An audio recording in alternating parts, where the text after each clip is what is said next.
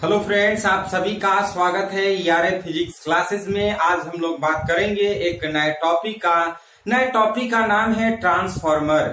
ये ट्रांसफार्मर एक ऐसी टॉपिक है जो हमेशा फाइनल एग्जाम में लॉन्ग क्वेश्चन के रूप में पूछा जाता है, जो कि 5 नंबर में आता है। तो इस बार भी आपके एग्जाम में जो पूछेगा लॉन्ग क्वेश्चन वो आपका ट्रांसफार्मर आएगा। तो आप ट्रांसफार्मर बढ़िया से कॉन्सेप्ट क्लियर कर लीजिए। तो इस वीडियो के माध्यम से आप ट्रांसफार्मर पढ़िएगा। ट्रांसफार्मर क्या है, ट्रांसफार्मर कितने प्रकार के होते हैं, ट्रांसफार्मर में क्या हानियां होती है, इसके बारे में पूरा डिटेल हम इस वीडियो में आज बताने वाले हैं। तो इस वीडियो को पूरा आप जरूर देखिएगा। और ये वीडियो जो है आपके एग्जामिनेशन पॉइंट ऑफ व्यू से बहुत इंपॉर्टेंट है, क्योंकि आपके एग्जाम में इस वीडियो से 5 नंबर का क्वेश्चन आपसे मिल जाएगा। मीन्स आप अगर पढ़ लेते हैं तो आपको 5 नंबर आसानी से मीन्स प्राप्त हो जाएगा। तो इस वीडियो को आप पूरा जरूर देखिए। तो बात करते हैं ट्रांसफार्मर क्या है, ट्रांसफार्मर किसे कहते हैं। तो टॉपिक का नाम है ट्रांसफार्मर।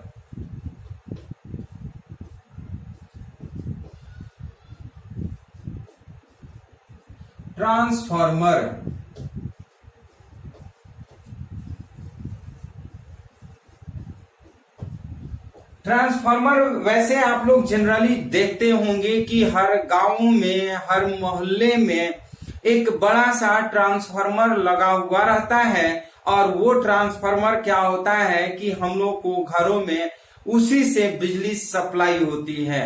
और उस ट्रांसफार्मर में बिजली विभाग से वहां पे बिजली आता है और छोटे रूप में हमें मोहल्ले गांव में मीन्स डिवाइड कर दिया जाता है बिजली को। तो ये ट्रांसफार्मर सभी लोग देखे होंगे। अब सवाल ये है कि ट्रांसफार्मर का काम क्या होता है, ट्रांसफार्मर किसे कहते हैं। ये अक्सर पूछा जाता है और बच्चे बहुत कंफ्यूज हो जाते हैं। उनके दिमाग में ये लगता है कि ट्रांसफार्मर जो है वो विद्युत धारा को कम या अधिक करता है। ऐसा बिल्कुल नहीं है। ट्रांसफार्मर का काम है कि जब उच्च धारा होगा, उच्च धारा की निम्न विभव को, उच्च धारा की निम्न विभव को निम्न धारा की उच्च विभव में बदलती है। ध्यान से समझिएगा, ट्रांसफार्मर किसे कहते हैं। ट्रांसफार्मर एक ऐसी युक्ति है, ट्रांसफार्मर एक ऐसी युक्ति है जो उच्च धारा की निम्न विभव को निम्न धारा की उच्च विभव में तथा निम्न धारा की उच्च विभव को उच्च धारा की निम्न विभव में परिवर्तित करने वाली युक्ति है। ध्यान से आप समझ लीजिए कि है क्या ट्रांसफार्मर, क्या है, इसको आप ध्यान से समझिएगा। लगेगा लैंग्वेज थोड़ा सा डिफरेंट, ज्यादा दिमाग नहीं लगाना है, बस ये ध्यान देना है कि ट्रांसफार्मर एक ऐसी युक्ति है, ट्रांसफार्मर एक ऐसी युक्ति है जो उच्च धारा की निम्न विभव को निम्न धारा की उच्च विभव में तथा निम्न धारा की निम्न विभव को निम्न धारा की उच्च विभव को उच्च धारा की निम्न विभव में परिवर्तित करती है। उसी को ट्रांसफार्मर कहते हैं। जनरल शब्द में अगर बात करें तो ट्रांसफार्मर एक ऐसी युक्ति है जो विभव को कम या अधिक करने की युक्ति है। क्या करता है, विभव को घटाता या बढ़ाता है।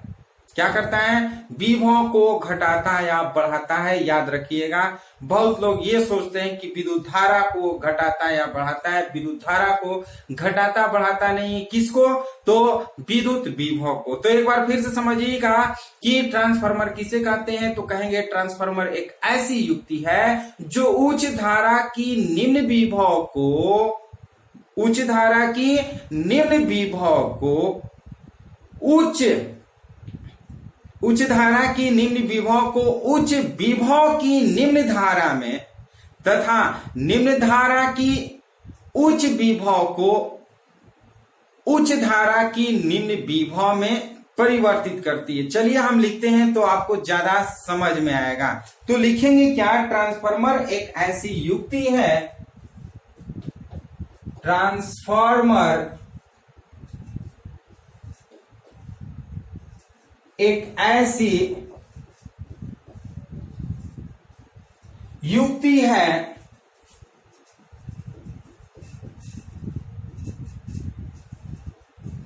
ट्रांसफॉर्मर एक ऐसी युक्ति है जिसकी विद्युत युक्ति कर लेते हैं। विद्युत युक्ति, विद्युत युक्ति, युक्ति का मतलब क्या होता है बताइए कमेंट बॉक्स में। युक्ति का मतलब क्या होता है? युक्ति का मतलब यंत्र होता है। क्या होता है? यंत्र। तो ट्रांसफार्मर एक ऐसी विद्युत युक्ति है जो जिसकी सहायता से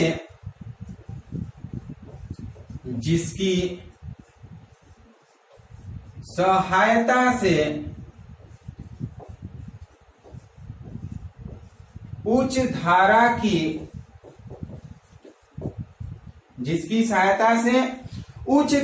की निम्न प्रत्यावर्ती वोल्टता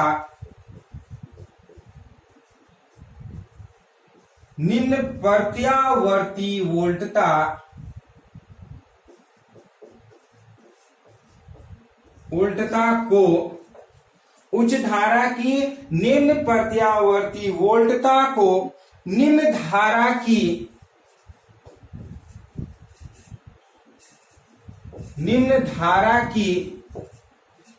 उच्च प्रत्यावर्ती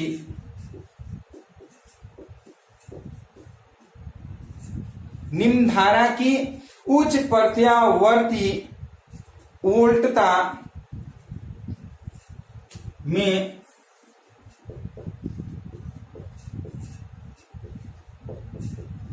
तथा निम्न धारा की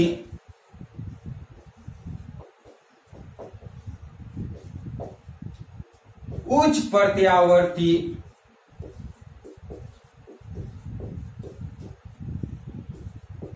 वोल्टता को उच्च धारा निम्न प्रत्यावर्ती वोल्टता में तथा निम्न धारा की उच्च प्रत्यावर्ती वोल्टता को उच्च धारा की निम्न प्रत्यावर्ती वोल्टता में उच्च धारा की निम्न प्रत्यावर्ती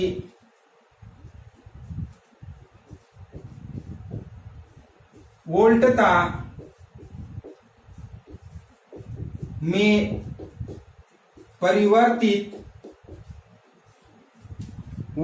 में परिवर्तित किया जा सकता है।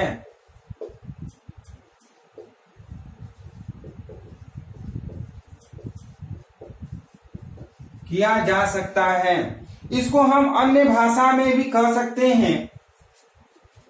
दूसरे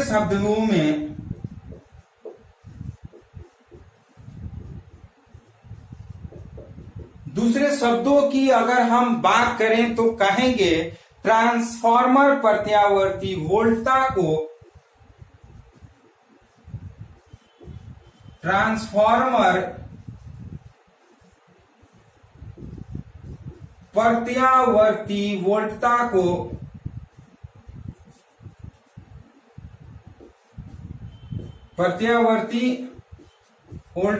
को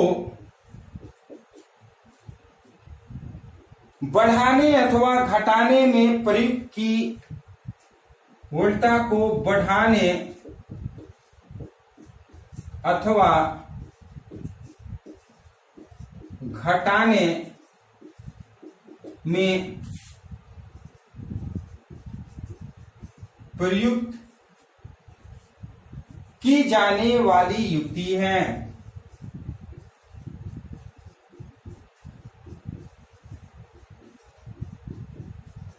प्रयुक्त की जाने वाली युक्ति है। इस तरह से ये ट्रांसफार्मर का परिभाषा है जो कि बहुत आसान है। देखने में थोड़ा सा डिफिकल्ट लग रहा होगा, बट डिफिकल्ट नहीं है। यदि आप ध्यान से इसको पढ़िएगा तो एक लाइन जो है ठीक उसका उल्टा दूसरे लाइन भी है। हमने क्या कहा कि ट्रांसफार्मर एक ऐसी युक्ति है, ट्रांसफार्मर एक ऐसी युक्ति है जो उच्च धारा की निम्न प्रत्यावर्ती वोल्टता को, उच्च धारा की निम्न प्रत्यावर्ती वोल्टता को निम्न धारा की उच्च प्रत्यावर्ती वोल्टता में तथा निम्न धारा की उच्च प्रत्यावर्ती वोल्टता को उच्च धारा की निम्न प्रत्यावर्ती वोल्टता में परिवर्तित करती है। इसी को हम ट्रांसफार्मर कहते हैं। इसको अगर दूसरे भाषा की बात करें तो ट्रांसफार्मर एक ऐसी युक्ति है जो प्रत्यावर्ती वोल्टता को घटाने या बढ़ाने में प्रयुक्त की जाने वाली युक्ति है। ट्रांसफार्मर क्या है? ट्रांसफार्मर एक ऐसी युक्ति है जो प्रत्यावर्ती वोल्टता को बढ़ाने या घटाने में प्रयुक्त की जाती है। ध्यान से समझिएगा, जो ट्रांसफार्मर होता है वो प्रत्यावर्ती वोल्टता को घटाता या बढ़ाता है, विद्युत धारा को नहीं, विद्युत धारा को कभी नहीं।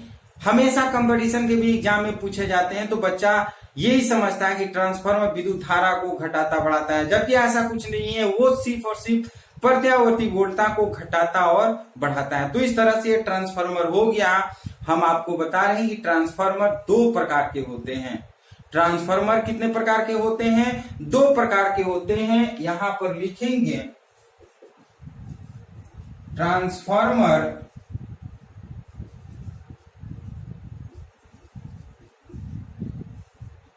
दो प्रकार के होते हैं। ट्रांसफार्मर कितने प्रकार के होते हैं? दो प्रकार के होते हैं। फर्स्ट जो है वो ऊंचाई ट्रांसफार्मर है। ऊंचाई ट्रांसफार्मर, ऊंचाई ट्रांसफार्मर जिसको स्टेप अप ट्रांसफार्मर बोलते हैं। Step up transformer. And second जो है, सेकेंड तो आपको दिखाई दे ही रहा होगा, सेकेंड जो है अपचाई ट्रांसफार्मर।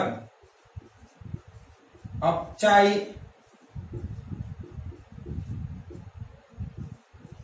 ट्रांसफार्मर जिसको इंग्लिश में बोलते हैं step down, step down transformer. तो इस तरह से ट्रांसफार्मर कितने प्रकार के होते हैं? तो कहेंगे ट्रांसफार्मर दो प्रकार के होते हैं। कौन कौन? एक ऊंचाई ट्रांसफार्मर जिसे हम स्टेप अप ट्रांसफार्मर बोलते हैं। सेकेंड जो होता है अपचाई ट्रांसफार्मर जिसको बोलते हैं स्टेप डाउन ट्रांसफार्मर।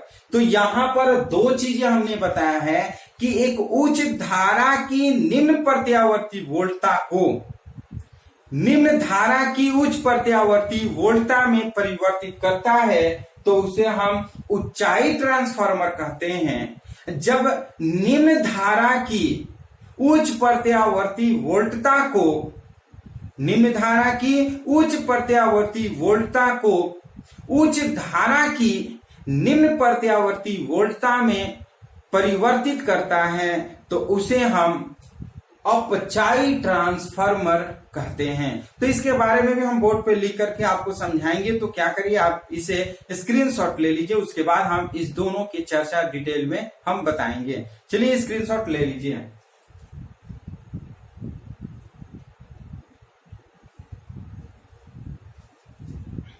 चलिए स्क्रीनशॉट ले चुके होंगे तो इसे हम मिटा रहे हैं और हम दोनों की डिफिनीशन बताएंगे और इनका फिगर भी बताएंगे।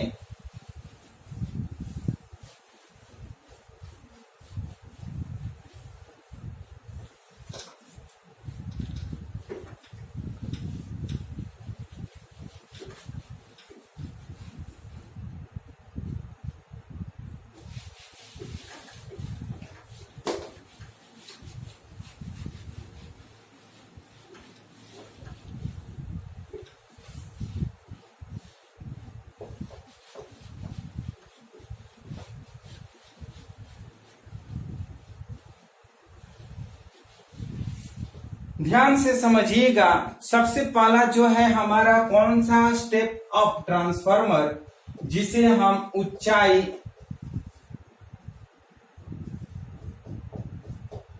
ट्रांसफार्मर स्टेप अप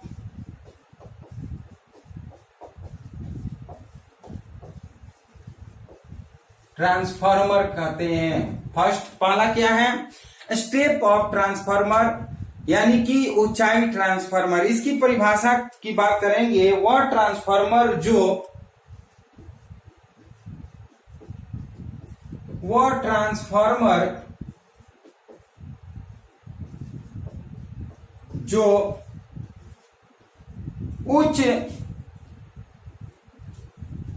उच्च धारा की निम्न प्रत्यावर्ती वोल्टता, जो उच्च धारा की निम्न प्रत्यावर्ती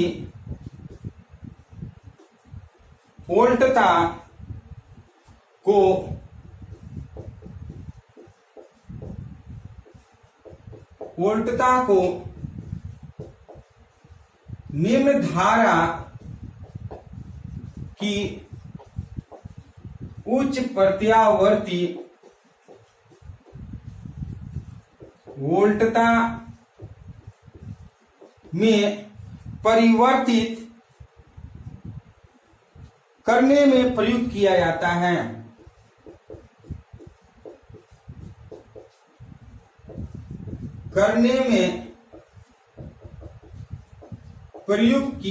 है।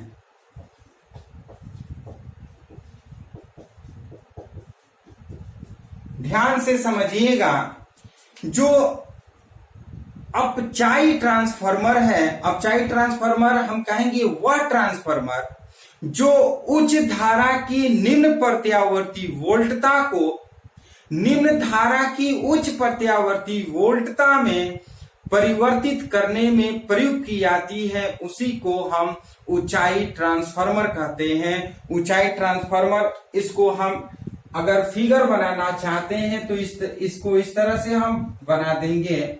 ये एक प्राथमिक कुंडली होता है जिसे हम P से डिनोट करते हैं, और एक द्वितीय कुंडली होता है, इस दोनों के बीच में ये सेकेंडरी कुंडली होता है। तो ये इसका फिगर है, ये आप ध्यान से समझिएगा। जब उच्च धारा की निम्न प्रत्यावर्ती वोल्टता को हम उच्च प्रत्यावर्ती वोल्टता में, ध्यान से समझिएगा, जब उच्च धारा की निम्न प्रत्यावर्ती वोल्टता को हम निम्न धारा की उच्च प्रत्यावर्ती वोल्टता में प्रयुक्त करते हैं। प्राथमिक कुंडली की वोल्टता जो है वो निम्न है, ध्यान से समझिए, प्राथमिक कुंडली की जो वोल्टता है वो क्या है, निम्न है। अब निम्न विभव को हम उच्च विभव में परिवर्तित करते हैं। ठेठ भाषा में आप समझिए क्या, निम्न विभव को हम उच्च विभव में, आप देख सकते हैं प्राथमिक कुंडली छोटा है और द्वितीय कुंडली बड़ा है, तो छोटा होने का मतलब जो है इसमें निम्न विभव है। निम्न विभव को हम उच्च विभव में परिवर्तित करते हैं। कभी कभी आप देखते हैं कि जो लाइट होता है फ्लक्चुएट करता है, कम बेसी करता है, मीन्स वो हम बोलते हैं वोल्ट कम है, इसका वोल्टेज जो है वो कम है, इसके वजह से ऐसा करते हैं। बात सही है।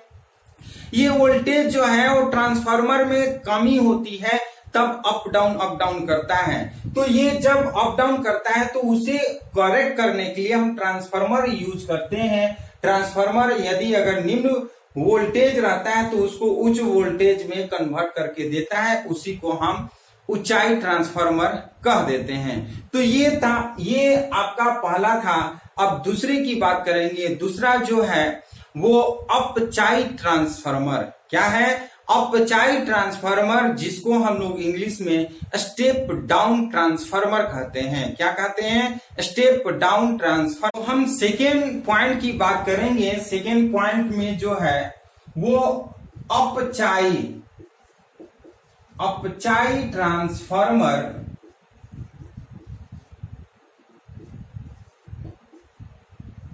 जिसको इंग्लिश में बोलते हैं स्टेप डाउन ट्रांसफार्मर। इसको हम लिखेंगे वह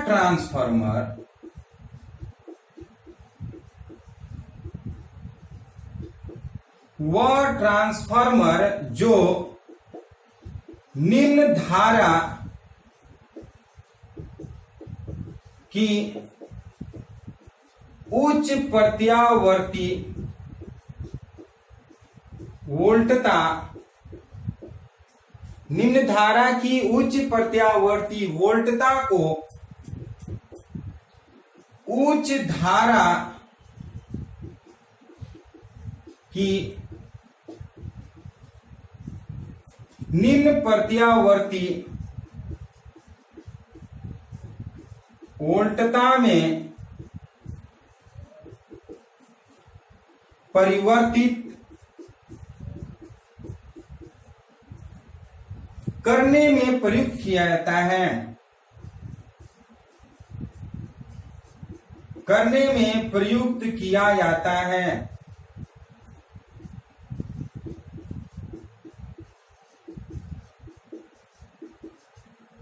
प्रयुक्त किया जाता है। इसका ये ठीक उल्टा हो जाएगा। अब हम क्या करते हैं, ये प्राथमिक कुंडली है, फिगर तो दिखाई आपको शायद ये दिखाई दे रहा होगा, ये प्राथमिक कुंडली है। अब ये बड़ा हो जाएगा। अब हम क्या करते हैं, द्वितीय कुंडली को हम छोटा कर दे रहे हैं। क्या कर दे रहे हैं, द्वितीय कुंडली को छोटा कर दे रहे हैं। ध्यान से समझिए, चूंकि स्पेस हमारे पास कम है इसलिए हम इसको इस तरह से कर रहे हैं। अब क्या है, ध्यान से समझिएगा, वह ट्रांसफार्मर जो निम्न धारा की उच्च प्रत्यावर्ती वोल्टता, ये देखिए इसके अंदर जो है उच्च प्रत्यावर्ती वोल्टता है। अब उच्च प्रत्यावर्ती वोल्टता को हम निम्न प्रत्यावर्ती वोल्टता में परिवर्तित करते हैं, तो इसे हम अपचाई ट्रांसफार्मर कहते हैं। सिंपल, यदि आपको एक याद हो गया है उच्चाई ट्रांसफार्मर, तो ठीक इसी का उल्टा हम अपचाई ट्रांसफार्मर करेंगे। जहां पर आप देख रहे हैं उच्च है वहां पर नीच कर देते हैं। क्या, उच्च का मतलब अधिक और नीच यानी कि निम्न धारा कर देते हैं। जैसे वह ट्रांसफार्मर जो उच्च धारा की निम्न प्रत्यावर्ती वोल्टता को निम्न धारा की उच्च प्रत्यावर्ती वोल्टता में परिवर्तित करने में प्रयुक्त किया जाता है। तो जहां उच्च है वहां पे निम्न और जहां पर निम्न है वहां पर उच्च कर देते हैं, तो स्टेप डाउन ट्रांसफार्मर मिल जाएगा, मींस अपचाई ट्रांसफार्मर। तो यहाँ पर देखिएगा दोनों को मिलाइएगा तो सेम मिलेगा, जहां पे उच्च है वहां पे निम्न किए हुए हैं। वह ट्रांसफार्मर जो निम्न, यहाँ पे उच्च है हम लिखे निम्न धारा की, यहाँ पे निम्न है उच्च प्रत्यावर्ती वोल्टता में, यहाँ पर निम्न धारा है तो उच्च धारा की, यहाँ पर उच्च है तो निम्न प्रत्यावर्ती वोल्टता में प्रयुक्त करने वाली युक्ति है। आप देख सकते हैं प्राथमिक कुंडली इसमें छोटा है और सेकेंडरी कुंडली बड़ा है। इसमें आप देख सकते हैं प्राथमिक कुंडली बड़ा है और सेकेंडरी कुंडली छोटा है। तो इस तरह से ट्रांसफार्मर याद करने का सबसे आसान तरीका है, तो इसे आप याद कर लीजिएगा। तो ये प्राथमिक कुंडली, ये आपका पहला और ये दूसरा हो गया, इसको आप स्क्रीनशॉट ले लीजिए। उसके बाद हम ट्रांसफार्मर का सिद्धांत और इसके कार्य विधि की बात करेंगे, तो इसको आप स्क्रीनशॉट ले लीजिए।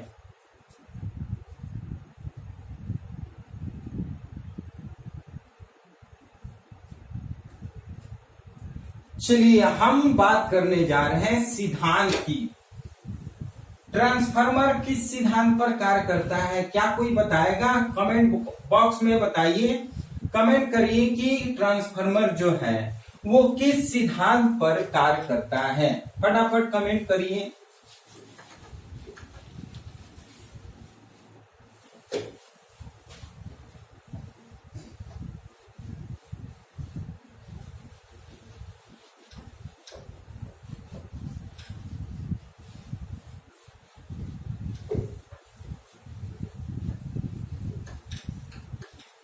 चलिए हम एक विशेष सूचना आप लोगों को बताना चाहेंगे कि अब जो है ये फर्स्ट बुक था, ये फर्स्ट बुक आज ये खत्म होने वाला है।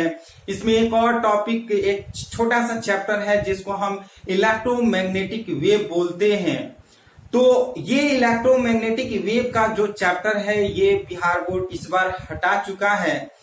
हमारे नॉलेज में है कि हटा चुका है। सपोज दैट ये नहीं हटाया हो तो हम इसका आपको क्या करेंगे, नोट्स भी प्रोवाइड कर देंगे और आपको हम इसको वीडियो के माध्यम से समझा भी देंगे। तो ये चैप्टर खत्म हो जाएगा, तो मीन्स आज खत्म हो जाएगा। इसके बाद हम आपको क्या करेंगे कि सेकेंड बुक क्लास में पढ़ाएंगे। इसमें भी सप्ताह में 2 दिन क्लास चलेगा ऑनलाइन। बाकी जो हम लोग फर्स्ट बुक में जितने चैप्टर पढ़े हैं वो सारे चैप्टर का ऑनलाइन टेस्ट होगा, ऑनलाइन क्विज होंगे, ऑनलाइन टेस्ट होंगे और उस ऑनलाइन टेस्ट में जो ग्रुप में होंगे सिर्फ उन्हीं को टेस्ट देने को मिलेगा। और व्हाट्सएप ग्रुप में जो लोग भी हैं वो कृपया कर एक्टिव होइए। और आपको हम क्या करेंगे, जो भी वीडियो हम लोग ऑब्जेक्टिव का टेस्ट ऑलरेडी दे चुके हैं, जो कि यूट्यूब पे आप लोग पढ़ चुके हैं, उसको आपको रिवाइज करना है। और रिवाइज करने के बाद जब हम ऑनलाइन क्विज, ऑनलाइन टेस्ट लेंगे तो उसमें हम देखेंगे कितने लोग 100% मीन्स अपियर हो रहे हैं और 100% क्वेश्चन अटेम्प्ट कर रहे हैं। बहुत आसान है। अब सिर्फ और सिर्फ हम लोग को करना क्या है, रिवीजन करना है। यानी कि फर्स्ट चैप्टर का रिवीजन और सेकेंड बुक हम लोग पढ़ेंगे। फर्स्ट बुक का रिवीजन हम लोग करेंगे, हर वीक में टेस्ट होगा, रिवीजन होगा और सेकेंड बुक हम लोग जो है वो पढ़ेंगे। क्लास में भी पढ़ेंगे, ऑनलाइन में भी। ऑनलाइन 2 दिन चलेगा, वो आपको टाइमिंग बता देंगे, 6 से 7 ही चलते रहेगा और ये कंटिन्यू चलेगा क्लास। तो आप लोग इसी तरह से देखते रहिए और प्रैक्टिस भी करिए। ऑनलाइन जो टेस्ट होगा उसका प्रैक्टिस जरूर करिए। तो अब हम लोग बात करने जा रहे हैं क्या, सिद्धांत की, प्रिंसिपल ऑफ द ट्रांसफार्मर। तो सिद्धांत क्या है, जैसे हमने आपको बताया कि कमेंट बॉक्स में जवाब दीजिए कि ये किस सिद्धांत पर काम करता है। प्रिंसिपल, ट्रांसफार्मर अन्योन्य प्रेरण के सिद्धांत पर आधारित होता है। ट्रांसफार्मर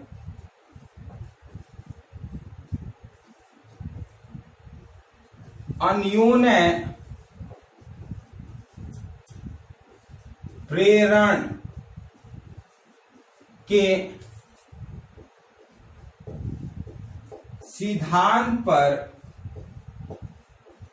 आधारित होता है।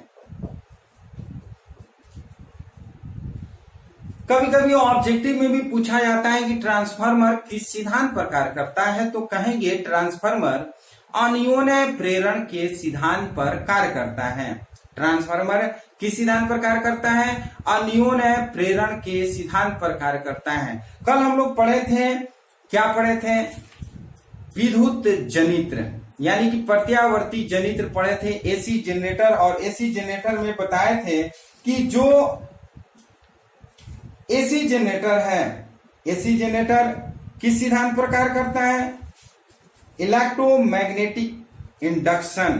क्या चीज पे काम करता है, इलेक्ट्रोमैग्नेटिक इंडक्शन। यानी कि हम कह सकते हैं प्रत्यावर्ती जो विद्युत चुंबकीय प्रेरण है, उस विद्युत चुंबकीय प्रेरण पर काम करता है एसी जनरेटर। एसी जनरेटर किस पे कार्य करता है, किस सिद्धांत पर कार्य करता है, इलेक्ट्रोमैग्नेटिक इंडक्शन यानी कि विद्युत चुंबकीय प्रेरण।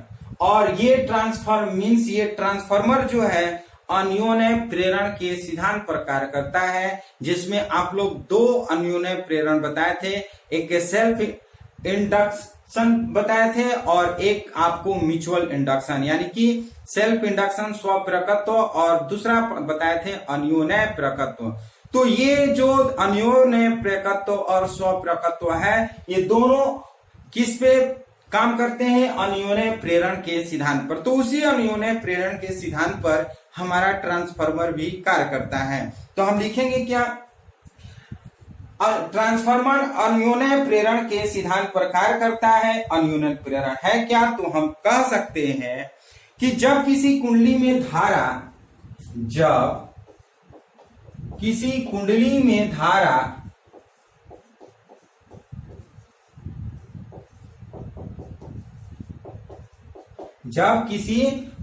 में धारा परिवर्तित होती है तो इसके निकट परिवर्तित होती है तो इसके निकट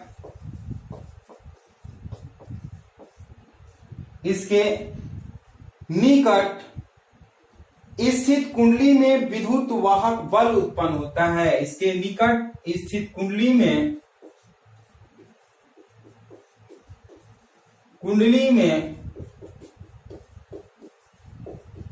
विद्युत वाहक बल उत्पन्न होता है। ध्यान से समझ लीजिए, जो ट्रांसफार्मर है वो ट्रांसफार्मर किस सिद्धांत पर कार्य करता है, तो कहेंगे अन्योन्य प्रेरण के सिद्धांत पर कार्य करता है।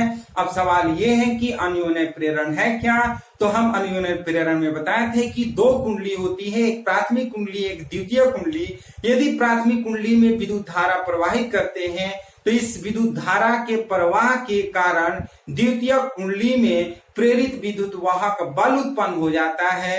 इसी को अन्योन्य प्रेरण कहते हैं। तो इसी सिद्धांत पर ये कार्य करता है। तो इसी सिद्धांत के बारे में हम लोग इसके वर्किंग की बात करेंगे, कार्य प्रणाली की बात करेंगे। मीन्स सबसे पहले हम बात करते हैं बनावट। क्या है बात करेंगे, बनावट, कंस्ट्रक्शन।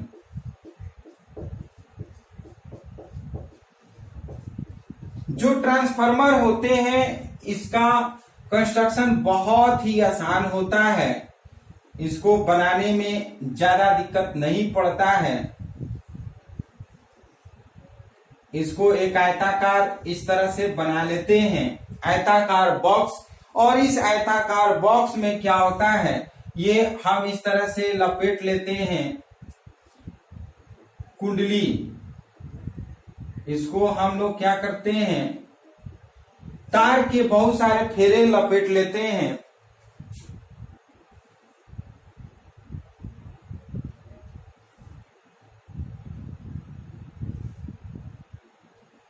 तार के बहुत सारे इस फेरे लपेट लेते हैं।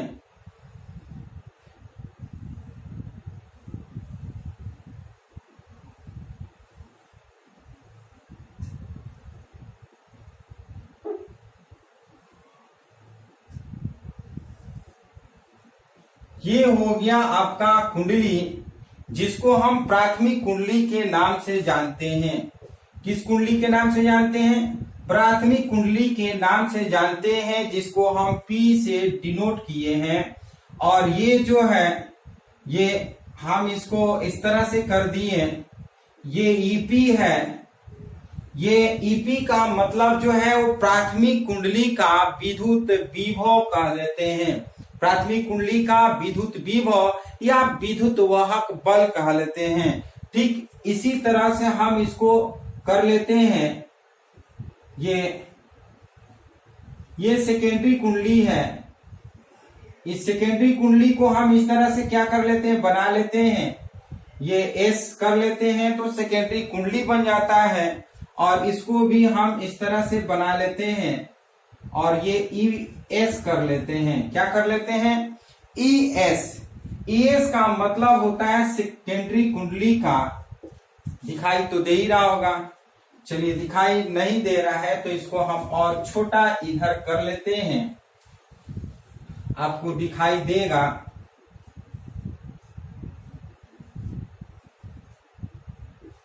ये ES है। क्या है, ES। और इसको हम लोड बोलते हैं। क्या बोलते हैं, ES का मतलब सेकेंडरी कुंडली का विद्युत वाहक बल। क्या कहते हैं, सेकेंडरी कुंडली का विद्युत वाहक बल। और ये जो है वो कोर है। क्या है, कोर है। इसमें हम इस तरह से भर देते हैं।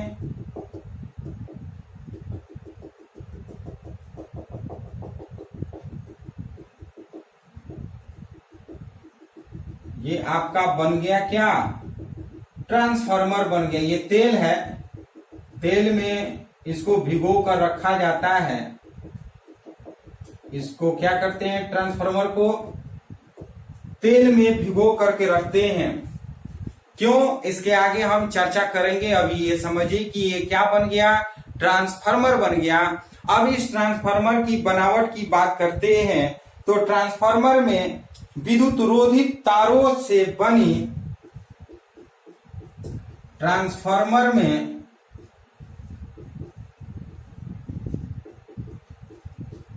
विद्युत रोधी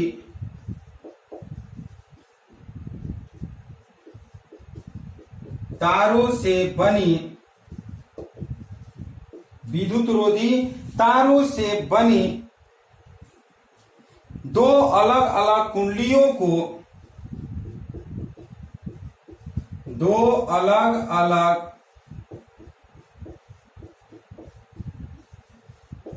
कुंडलियों को देख सकते हैं, एक प्राइमरी कुंडली एक सेकेंडरी कुंडली, दो अलग अलग कुंडलियों को एक लोहे की क्रोड पर लपेटा जाता है। एक लोहे की क्रोड पर लपेटा जाता है। लोहे की क्रोड पर लपेटा जाता है। इस एक कुंडली को प्रत्यावर्ती धारा निवेश से एक कुंडली को प्रत्यावर्ती धारा निवेश से प्रत्यावर्ती धारा निवेश से जोड़ा जाता है।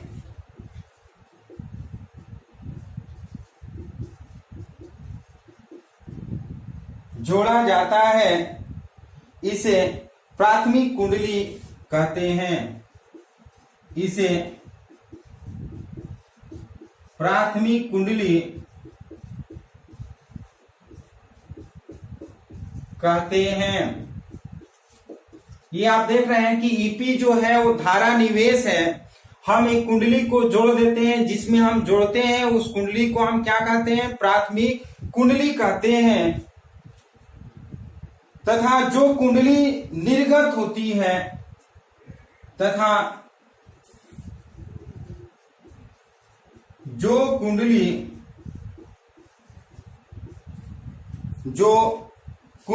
निर्गत प्रदान करती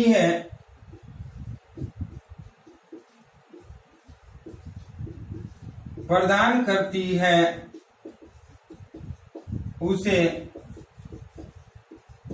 द्वितीय कुंडली कहते हैं। द्वितीय कुंडली किसे कहेंगे? ध्यान से समझिए, ये प्राथमिक कुंडली एक द्वितीय कुंडली एस है। पी और एस आप देख सकते हैं कि ये पी और एस क्या है? प्राथमिक और द्वितीय कुंडली है। ये बनावट था। बनावट में हम करते क्या है कि एक आयताकार कोर को लेकर के इसके दोनों सिरों पर तांबे के विद्युत रोधी तार के बहुत सारे फेरे को लपेटा जाता है। जिस फेरे में हम विद्युत धारा प्रवाहित करवाते हैं उस फेरे को हम प्राथमिक कुंडली पी कह देते हैं, तथा जिससे धारा निर्गत होती है उसे हम द्वितीय कुंडली एस कह देते हैं। आप देखे होंगे कि ट्रांसफार्मर में एक तरफ से जाता है उसमें विद्युत धारा और दूसरे तरफ से विद्युत धारा निकलता है। तो ये विद्युत धारा एक तरफ से जाता है और दूसरे की तरफ से विद्युत धारा निकलता है। तो ये काम क्या है? जो विद्युत धारा का निम्न वोल्ट होता है वो उच्च वोल्ट करके देता है, और जब विद्युत धारा का उच्च वोल्ट होता है तो ये निम्न वोल्ट करके देता है। मीन्स ये मेंटेन रखता है, यही इसका काम है। तो इस तरह से ये क्या हो गया आपका, इसकी बनावट हो गई। अब हम लोग बात करेंगे थ्योरी की। तो थ्योरी की बात करने से हम क्या करेंगे, थ्योरी तो इसके पूरा हम लोग बात कर लेते हैं थ्योरी की किस तरह से ये काम करता है। इसका आप स्क्रीनशॉट ले लीजिए।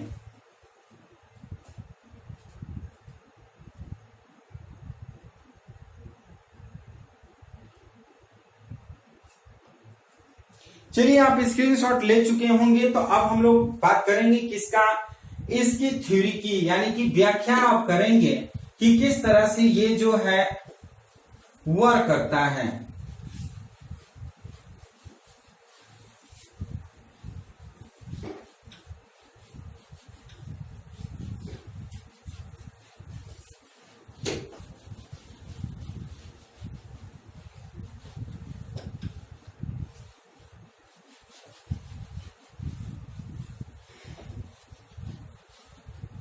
ये लॉन्ग क्वेश्चन है, 5 नंबर के आपकी एग्जाम में पूछेगा। इसलिए यदि जो लोग बीच में आकर के देख रहे हैं, कृपया कर इसे आप शुरू से जरूर देखिएगा। तो अब हम लोग थ्योरी की बात करेंगे, व्याख्या।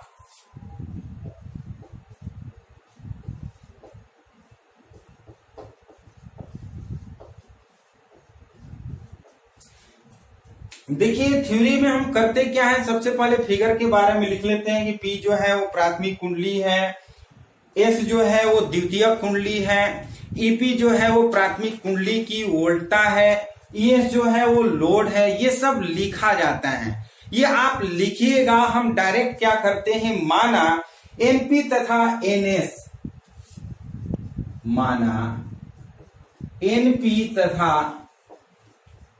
एनएस, एनपी तथा एनएस क्रमशः प्राथमिक तथा द्वितीयक, क्रमशः प्राथमिक तथा द्वितीयक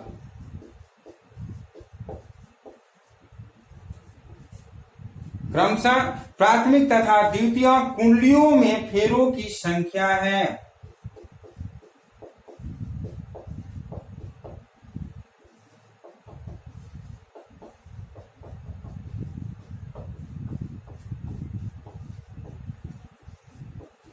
कुंडलियों में फेरों की संख्या है। आप देख सकते हैं कि इसमें प्राथमिक कुंडली में बहुत सारे फेरे हैं, सेकेंडरी कुंडली में भी बहुत सारे फेरे हैं। तो हम मान लिया कि फेरों की संख्या क्या है, एनपी और एनएस। एनपी का मतलब हुआ है नंबर ऑफ, मींस फेरों की संख्या इन प्राइमरी कुंडली, यानी कि प्राथमिक कुंडली में फेरों की संख्या। एनएस का मतलब सेकेंडरी कुंडली में फेरों की संख्या। तो इस तरह से ये हो गया। तो अब हम जानते हैं फैराडे के विद्युत चुंबकीय प्रेरण के सिद्धांत के अनुसार, फैराडे के विद्युत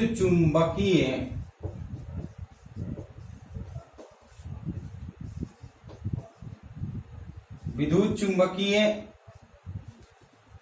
प्रेरण, फैराडे के विद्युत चुंबकीय प्रेरण के सिद्धांत के अनुसार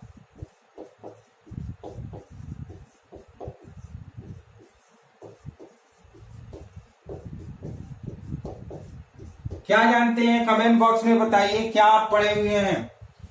प्राथमिक कुंडली, प्राथमिक कुंडली में प्रेरित विद्युत वाहक बल, प्राथमिक कुंडली में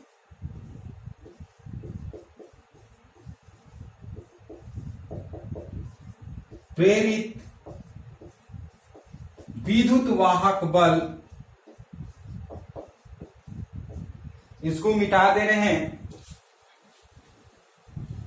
प्राथमिक कुंडली में प्रेरित विद्युत वाहक बल ईपी इज इक्वल टू क्या लिखेंगे बताइए। प्रेरित विद्युत वाहक बल हम लोग पढ़े हैं, ईपी इज इक्वल टू क्या पढ़े, minus NP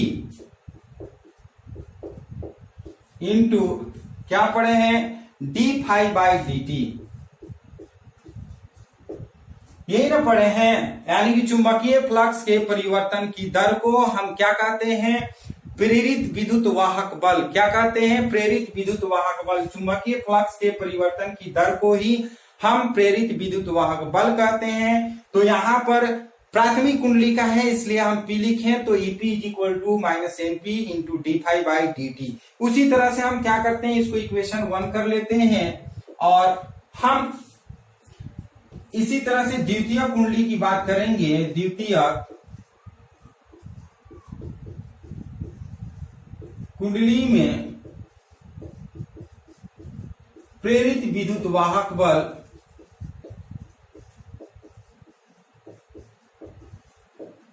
ES is equal to NS minus NS D phi by D T. इसको इक्वेशन 2, और हम करेंगे क्या, समीकरण 2 में समीकरण 1 से भाग देने पर, समीकरण 2 में क्या करेंगे, समीकरण 1 से भाग देने पर, तो भाग देंगे तो E P by E S is equal to क्या हो जाएगा, भाग देंगे तो एनपी बाई एन एस हो जाएगा। सॉरी, ध्यान से समझिएगा, समीकरण 2 में, तो 2 में बात करेंगे तो ये हो जाएगा ई एस और ये हो जाएगा ईपी और ये हो जाएगा क्या एन एस और ये हो जाएगा एनपी। तो इस तरह से हमारा देख रहे हैं कि दोनों का विद्युत वाहक बल दोनों के फेरों के संख्या के समानुपाती हो जाता है। तो इसे हम क्या कर लेते हैं, मान लेते हैं के, क्या कर लेते हैं के, और अपाची ट्रांसफार्मर के लिए जो के का मान होता है लेस होता है। अपचाई ट्रांसफार्मर के लिए, अपचाई ट्रांसफार्मर के लिए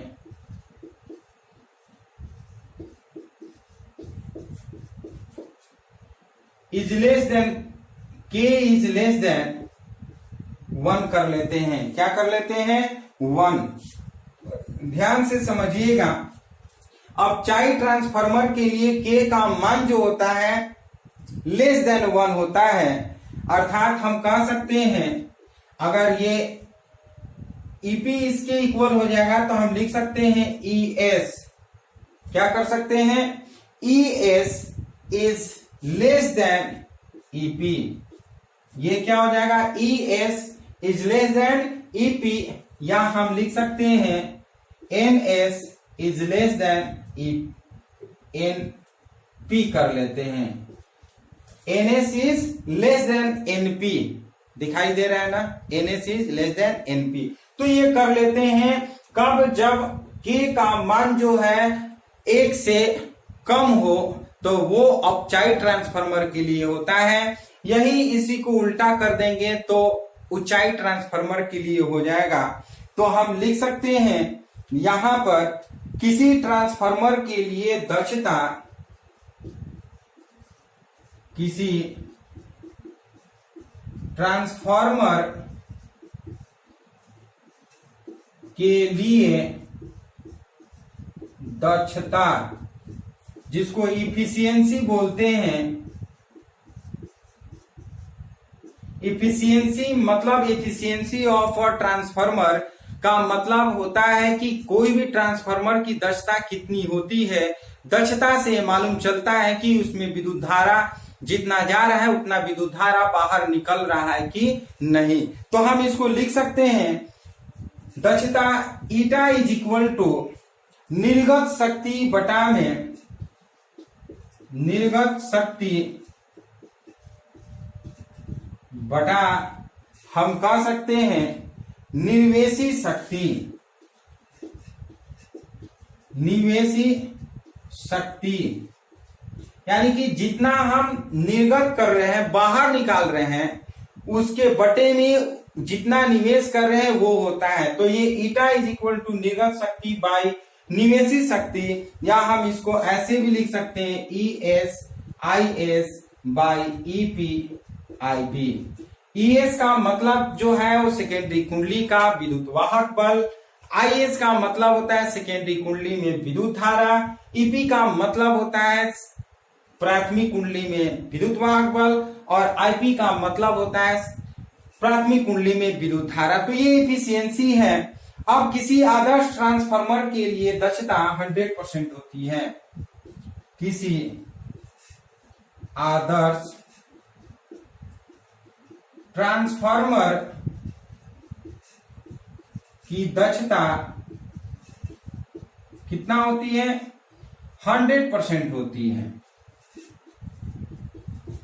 हालांकि जितने भी ट्रांसफार्मर होती है उसकी दक्षता होती है 90 से 95% होती है, कुछ ना कुछ लॉस होता ही है।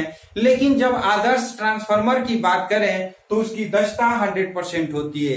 इसका मतलब यह है कि जितना हम निवेश देते हैं उतना ही हमारा बाहर धारा भी निकलता है, यानी कि जितना इनपुट करते हैं उतना ही हमारा आउटपुट होता है, लॉस कहीं नहीं होता है। जब लॉस नहीं होता है तो ट्रांसफार्मर की दक्षता 100% होती है। उस कंडीशन में बिजली सप्लाई जो होती है बहुत ही अच्छा होता है। तो इस तरह से ट्रांसफार्मर खत्म हो चुका है। अब हम लोग जानेंगे किसी ट्रांसफार्मर में ऊर्जा हानि क्या होती है। ऊर्जा हानि की बात करेंगे तो सबसे पहले आप इसकी क्या करिए, स्क्रीनशॉट ले लीजिए, उसके बाद हम ऊर्जा हानि की बात करेंगे।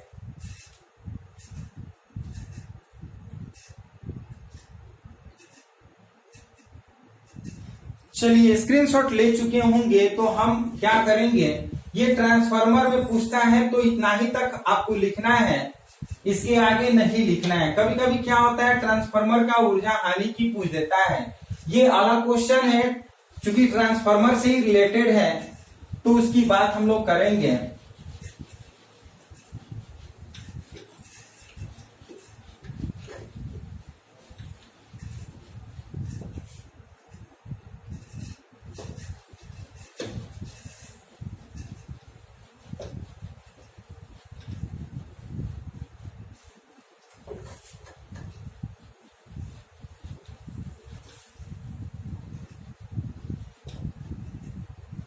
चलिए ध्यान से समझिएगा,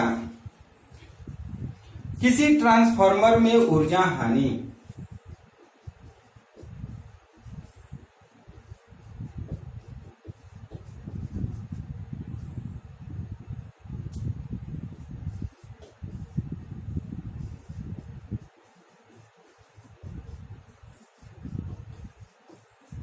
किसी ट्रांसफार्मर में ऊर्जा हानि, energy losses in a transformer,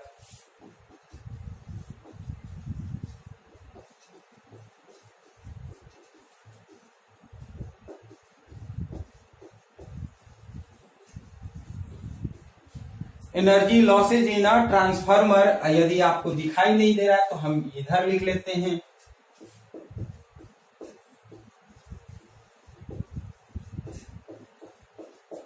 energy losses in a transformer, सबसे पहला आता है क्वेश्चन ताम्रिक हानि। ताम्रिक हानि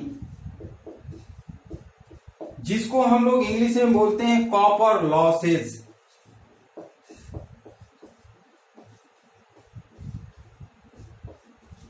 इंग्लिश में क्या बोलते हैं, कॉपर लॉसेज। ये ट्रांसफार्मर में घेरे में होने वाली ऊर्जा हानि को ट्रांसफार्मर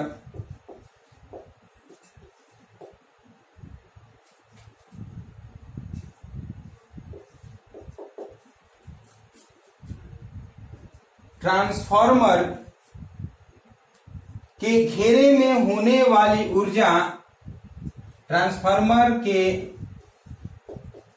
घेरे में होने वाली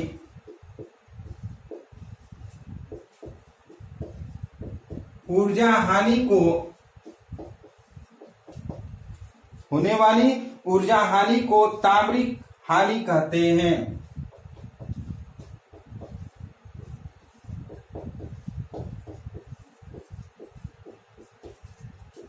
ताम्रिक हानि क्या होता है, आप देखें कि एक आयताकार पटल होता है, उस आयताकार पटल में बहुत सारे तांबे की तार के फेरे लपेटे हुए रहते हैं। तो उस फेरे में जब ऊर्जा की हानि होती है तो उस ऊर्जा हानि को ही हम क्या कहते हैं, ताम्रिक हानि कहते हैं।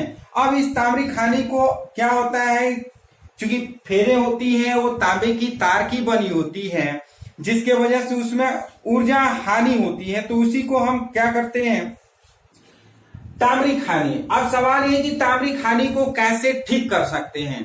तो तांबे की तार हम बहुत सारे फेरे लपटे हुए रहते हैं, हो सकता है पतला भी लपेट देते हैं, कभी मोटा भी लपेट देते हैं। तो ये ताम्रिक हानि कब होती है, जब तार की फेरे जो होती है पतले होती है तो ताम्रिक हानि होती है।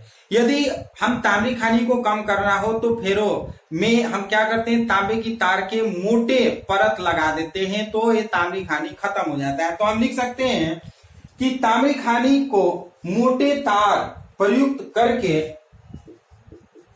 ताम्रिक हानि को मोटे तार प्रयुक्त करके कम किया जा सकता है।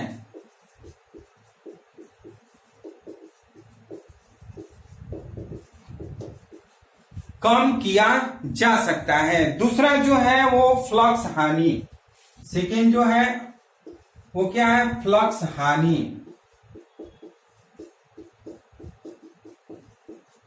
Flux losses.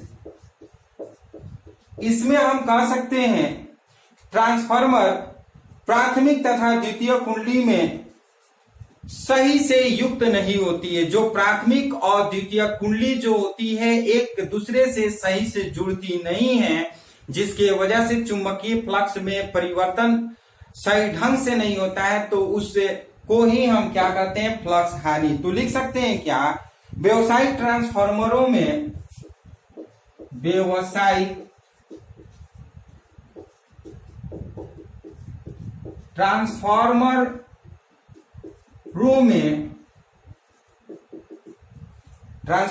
में प्राथमिक तथा द्वितीय कुंडली में युग्मन, प्राथमिक तथा द्वितीय कुंडली में निगमन सही नहीं होता है, सही नहीं होता है। अर्थात हम कह सकते हैं कि दोनों एक दूसरे से सही ढंग से नहीं जुड़े रहते हैं, जिसके वजह से ये हानि होता है। इसको क्या करते हैं, ठीक करने के लिए इसके हम सही दोनों, यानी कि दोनों जो कुंडली होते हैं, प्राथमिक कुंडली और द्वितीय कुंडली, दोनों को क्या करते हैं, सही ढंग से जोड़ देते हैं, तो यह पूर्णतः क्या होता है, ठीक हो जाता है। लेकिन जनरली जो होता है पूरी तरह से संबंध नहीं होता है, जो कि हर ट्रांसफार्मर में फ्लक्स हानि होती है। अब लौ हानि की बात करते हैं, थर्ड की, लौ हानि। ये दो प्रकार की होती है, ये दो प्रकार की होती है। लौ हानि कितने प्रकार की होती है, दो प्रकार की होती है। फर्स्ट जो है भंवर धारा हानि, फर्स्ट में भंवर धारा हानि, और दूसरा जो होता है हम शैथिल्य भंवर धारा हानि और क्रोड के कंपन के कारण हानि। सेकेंड में कह सकते हैं क्रोड के कंपन के कारण हानि। तो ये लौ हानि में दो प्रकार की हानि होता है। एक क्या होता है, भंवर धारा हानि। भंवर धारा हम पढ़ चुके हैं। तो जब ट्रांसफार्मर चलता है तो उसमें भी भंवर धाराएं उत्पन्न होती है। भंवर धाराएं के कारण भी उसमें लौ में क्या होता है, हानि होता है, और जिसके वजह से हम बोल देते हैं भंवर धारा हानि। तो हम क्या करते हैं, जब ट्रांसफार्मर की लौ क्रोड से यहां पर क्या करते हैं, इसको दोनों के बारे में थोड़ा बताएंगे। तो आप पहले इसको स्क्रीनशॉट ले लीजिए, इसके बाद हम दोनों को ऊपर लिख करके बताएंगे। अब बात करते हैं इसके फर्स्ट पॉइंट की, भंवर धारा हानि। भंवर धारा हानि किसे कहते हैं, तो ध्यान से समझिएगा। जब ट्रांसफार्मर लौ क्रोड से परिवर्तित चुंबकीय फ्लक्स से संबद्ध किए जाते हैं, जब ट्रांसफार्मर लौ क्रोड से चुंबकीय फ्लक्स से संबद्ध किए जाते हैं, तो इसमें क्या होती है, भंवर धाराएं उत्पन्न होती हैं।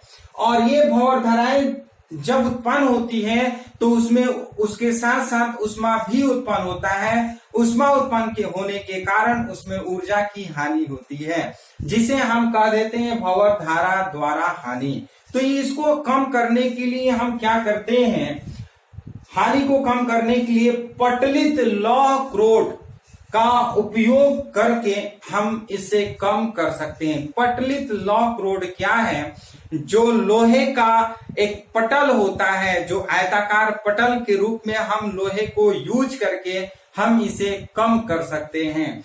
सेकेंड जो है क्रोड के कंपन के कारण। कभी कभी आप देखे होंगे कि ट्रांसफार्मर में जब करंट जाता है, मींस बिजली होती है, तो ट्रांसफार्मर कभी कभी हमिंग साउंड सुनाई देता है, मीन्स भनभनाहट की साउंड सुनाई दे, इस तरह से साउंड प्रोड्यूस करता है ट्रांसफार्मर। तो ये साउंड प्रोड्यूस करता है तो उसमें जो ऊर्जा होती है वो यांत्रिक ऊर्जा यानी कि विद्युत ऊर्जा जो होती है यांत्रिक ऊर्जा में परिवर्तित हो जाती है, जिसके वजह से भी ऊर्जा की हानि होती है। तो हम उसे क्रोड के कंपन के द्वारा हानि कर देते हैं।